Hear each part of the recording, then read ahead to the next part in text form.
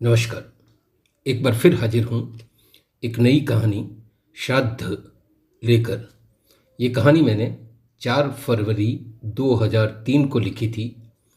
प्रस्तुत है, वाचन कर रहा हूँ कहानी श्राद्ध। मित्रों, ये कहानी 3 भागों में है। प्रथम भाग का वाचन कर रहा हूँ। कहानी श्राद्ध, प्रथम भाग।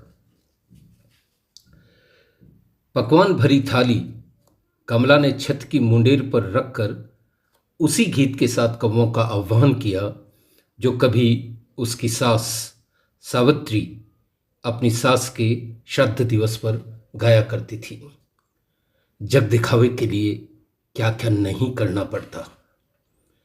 कागा आइयो मेरी मुंडेर, कागा आइयो मेरी मुंडेर।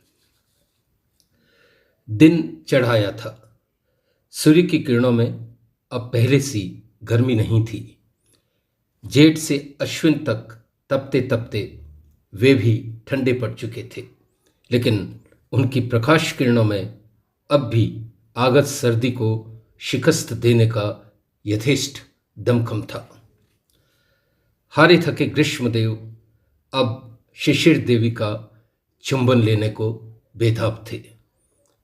महीनों पहले उनकी बढ़ती आंच से रूठकर शिशिर देवी जाने कहाँ विलुप्त हो गई।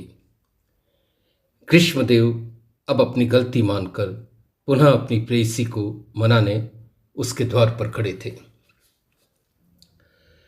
कमला आज मुंह अंधेरे उठ गई थी। आनन फानन तैयार होकर उसने खाना बनाया।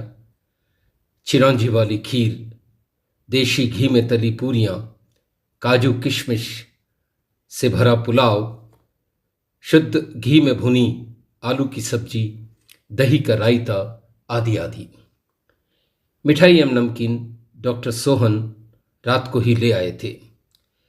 थाली में उसने पकवान सजाए तो सारा घर पकवानों की सौंधी महक से भर गया। डॉक्टर सोहन भी अब तक तैयार हो चुके थे। दोनों उम्र में बराबर से थे।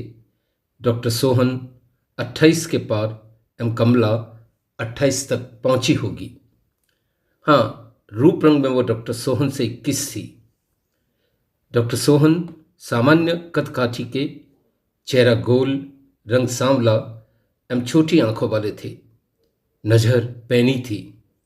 आंखों पर लगा गोल्डन फ्रेम का चश्मा उनके व्यक्तित्व के कई दोष छिपा देता। कमला अन्य औरतों के मुकाबले अच्छी लंबी थी। गौरवर्ण, लंबा चेहरा, ऊंची नाक, मांसल देह, बड़ी बड़ी आंखें एवं काले घने लंबे बाल उसके रूप में 4 चांद लगाते। रूप में कहीं कमी नहीं थी। कमला ने पकवान की थाली उठाई एवं छत पर जाने के लिए सीढ़ियां चढ़ने लगी।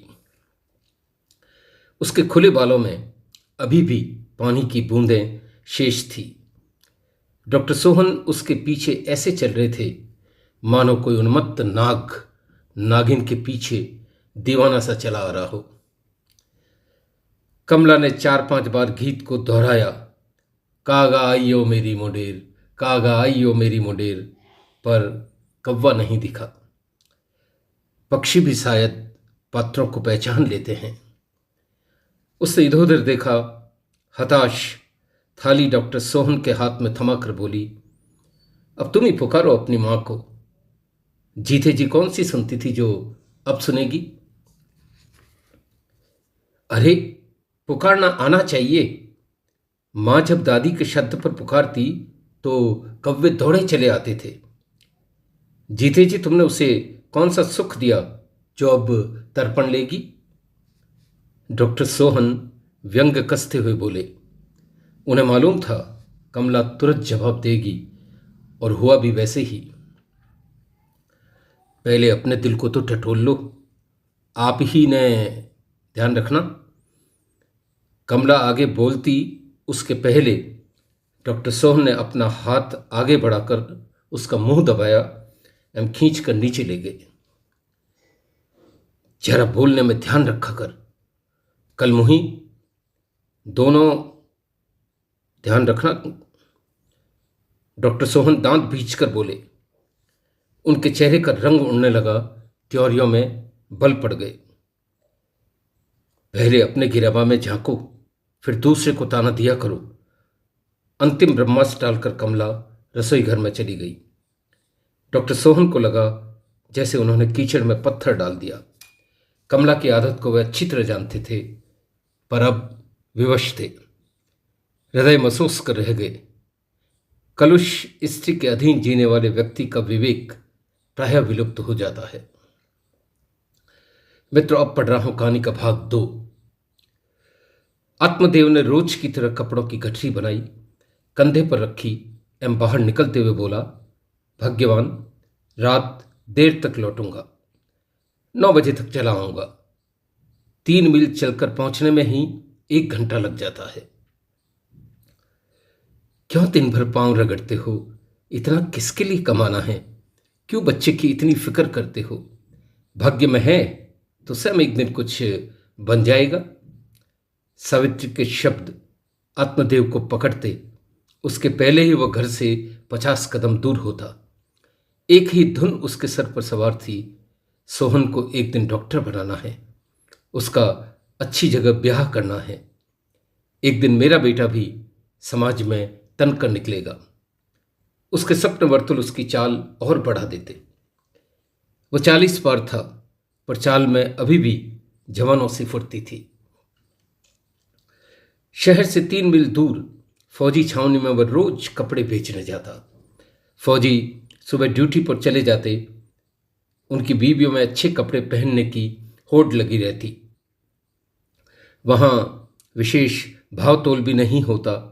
शहर में महाजनों की औरतें पैसे पैसे का हिसाब करती, इतना भाव-ताव करती कि नफा काफूर हो जाता। लेकिन छावनी की बात और थी। फौजियों की कमाई भी अनाप शनाप थी। वो जमाने गए जब फौजी ईमानदारी के प्रतिबिंब होते थे। अब उन्हें भी बाहर की हवा लग गई है। हाँ, ये बात अवश्य है, फौजी कमाते हैं तो खर्च भी करते हैं। फौजियों को गोरी चिट्टी सजी धजी बीवियां बहुत पसंद है। आत्मदेव जानता था, रंगरूटों की तरह उनकी बीवियां भी दिमाग से अटेंशन होती है, ज़्यादा बहस नहीं करती, जरा सी तारीफ करते ही पिघल जाती है। 3 मील वो यूं नाप लेता। सर्दी, गर्मी, पावस कुछ नहीं देखता। छावनी पहुंचते पसीने से थरबथर हो उठता। गठरी उतार कर अपने लाल गमछे से पसीना पोंछता, कमर से बंधी बोतल से पानी पीता, फिर जोर से आवाज लगाता, साड़ी वाला, कपड़े वाला। एक एक कर औरतें बाहर आती। थोड़ी देर में भीड़ लग जाती। आत्मदेव फैला फैला कर कपड़े बताता। बहन जी, यह आप पर बहुत फबेगा। अरे, इसमें तो आप हीरोइन लगेंगी। यह कपड़ा आपके गोरे रंग पर कितना अच्छा जमेगा। उसकी मीठी वाणी सबका मन मोह लेती। मात्र एक औरत को बेचने की तदबीर जुटानी होती। एक के खरीदते ही बाकी एक दूसरे को देखकर खरीद लेती। नारी मन की स्मृति को वह ईश्वर का प्रसाद मानता। शाम होते होते गठरी खाली हो जाती। खाली कपड़े को कंधे पर डालकर वह फिर 3 मील चलकर घर आता। औलाद के लिए इंसान क्या क्या नहीं करता।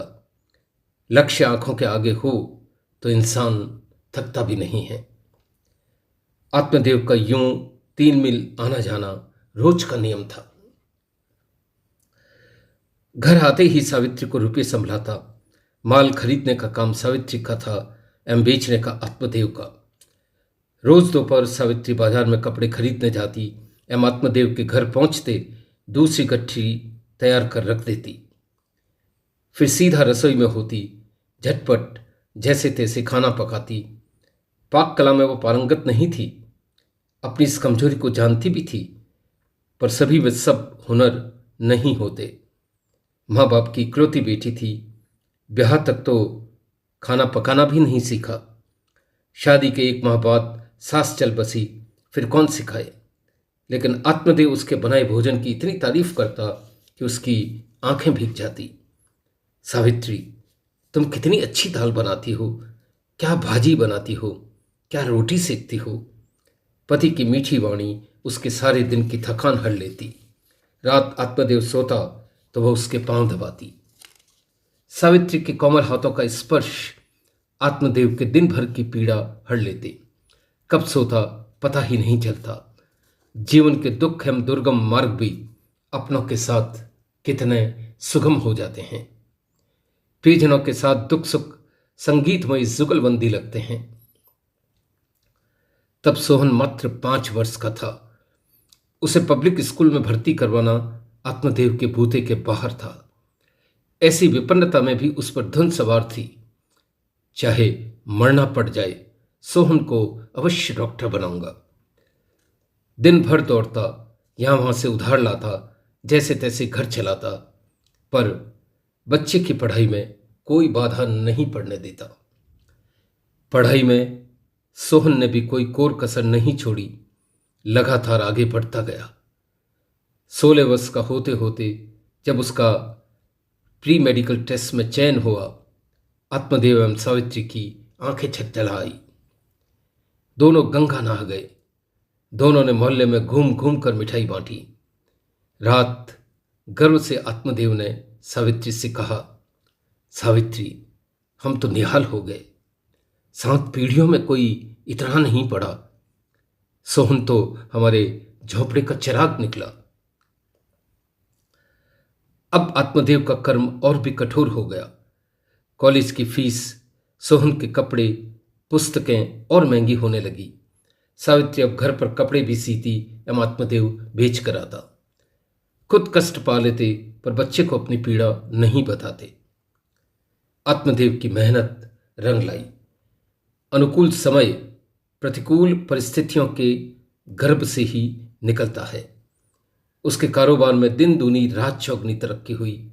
अपनी पहली दुकान का उद्घाटन हुआ तो वह विवल हो उठा।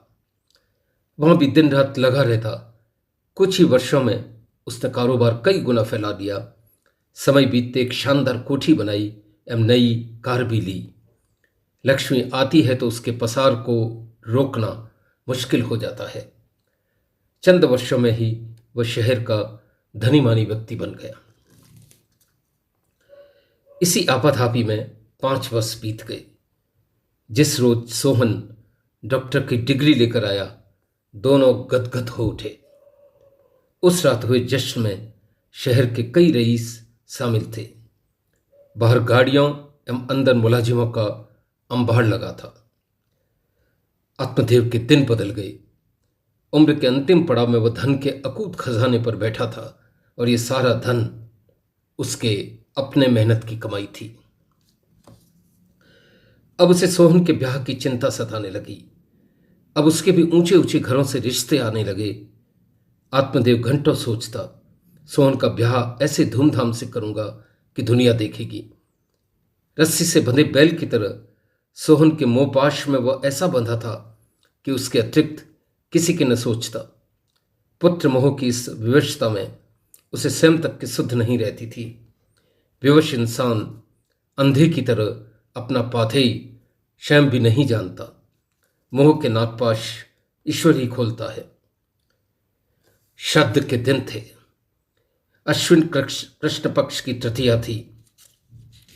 आज के दिन आत्मदेव की मां का श्राद्ध आधा था। सावित्री ने सुबह जल्दी उठकर सारी तैयारी की। सास का साथ 1 माह का था, पर आत्मदेव की मां होना उसके लिए बहुत बड़ी बात थी। पति जब परमेश्वर हो जाता है तो सास ससुर देवी देवता हो जाते हैं। छत पर आत्मदेव एवं सावित्री दोनों कव्वों का आह्वान कर रहे थे। सावित्री मोट सी मीठी बोली में गा रही थी, कागा आइयो मेरी मुडेर, देखूं कब से तेरी टेर, देना सासू को संदेश, तौर बिन सुनी दुनिया। देखते ही देखते कव्वे लपक लपक कर आने लगे। झपट कर थाली से तर्पण लेते और उड़ जाते। सावित्री एक अबूझ आनंद से तृप्त हो जाती। मित्रों, अब पढ़ रहा हूं कहानी का अंतिम यानी भाग 3। श्राद्ध गए अभी 2 माह बीते होंगे। एक दिन सोहन एक अनजानी लड़की लेकर घर आया। कुछ देर असमंजस दोनों बाहर खड़े रहे। आत्मदेव एवं सावित्री कुछ पूछते उसके पहले ही सोहन ने कहा, बाबा, मैंने इससे ब्याह कर लिया है। ये मेरे दोस्त की बहन है, बीए तक पढ़ी है। सोहन का मित्र अनुपम पीछे कुटिल मुस्कुराहट के साथ दांत बीछे यूं खड़ा था मानो मौन होकर मसान जगा रहा हो। सोहन पढ़ा लिखा जरूर था, पर विवेक शून्य था। उसके दोस्त एवं उसकी बहन ने आते जाते उसे झाल में डाल दिया। सोचा आत्मदेव विरोध करेगा, अतः दोनों ने कोर्ट मैरिज कर ली। आत्मदेव एवं सावित्री सहम कर जड़ हो गए। आत्मदेव एवं सावित्री ने उनका औपचारिकतावश स्वागत किया, पर अब दोनों को अपना भविष्य हथेली पर रखे आंवले की तरह स्पष्ट हो गया। आत्मदेव के सारे मंसूबे ढह गए। पति पत्नी दोनों पर जैसे बिजली गिरी। क्षण भर के लिए जमीन रुक गई, आंखों के आगे आसमान घूमने लगा। दिन महीने बीतते गए। आत्मदेव का मन अब घर में जरा भी नहीं लगता। वह दिन पर दिन सूखने लगा। कहाँ बुढ़ापे में भी तीखा बांका लगता था, पर अब तो पसलियां गिन लो। दुकान नौकर ही संभालते। वह अक्सर संतों के यहाँ डोलता फिरता। बुढ़ापा यूं बैरी बनकर आएगा, ऐसा तो उसने सोचा भी नहीं था। अधमरे पशु की तरह वह निढाल हो गया। रात सोता तो सोचता, मैंने सोहन के लिए कितना किया, एवं यह इतना निकृष्ट निकला।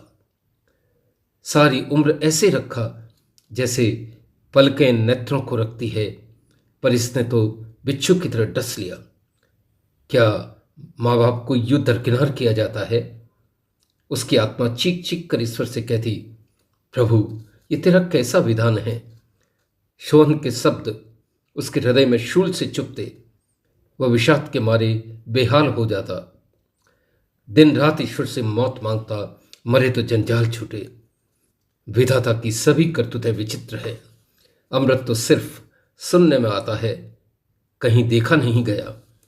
बगुले उल्लू यत्र तत्र हैं, पर मानसरोवर के हंस कहीं नहीं दिखते। शादी के बाद कमला ने तेवर दिखाए। दोनों को माँ बाप फूटी आंख नहीं सुहाते। बूढ़े माँ बाप उनकी आंख का कांटा बन गए। दोनों धन हथियाने के नित नए उपाय करते।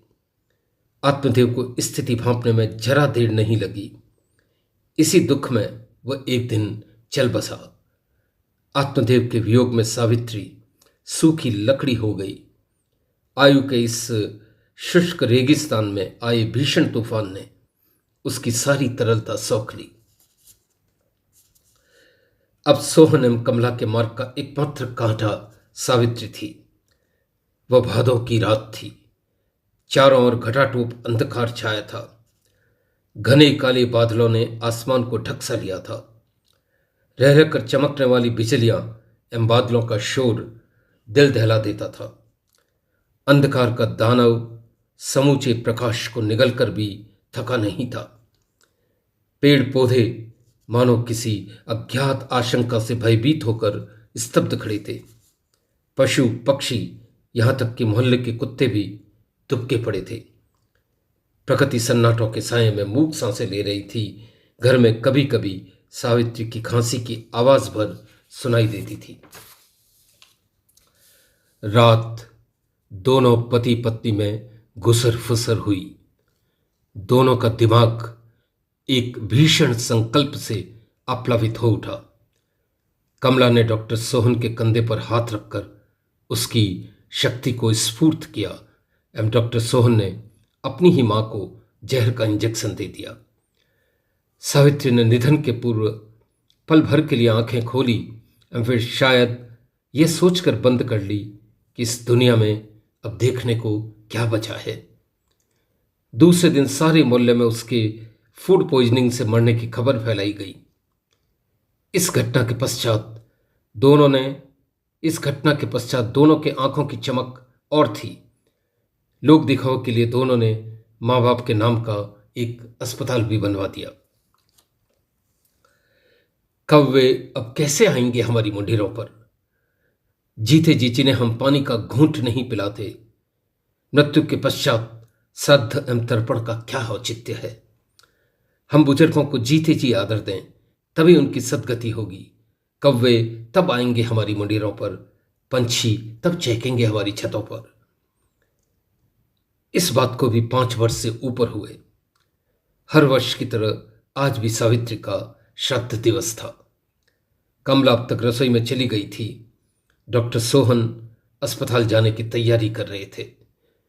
थोड़ी देर बाद कमला पकवानों से भरी थाली परोस कर लाई एवं उसे डाइनिंग टेबल पर रखा। डॉक्टर सोहन के गले में बाहें डालकर शरारत भरी आंखों से बोली, अब तक नाराज हो क्या? घर की दीवारें एक उन्मत्त अट्टहास से गूंज रही थी। धन्यवाद। यही थी कहानी मित्रों।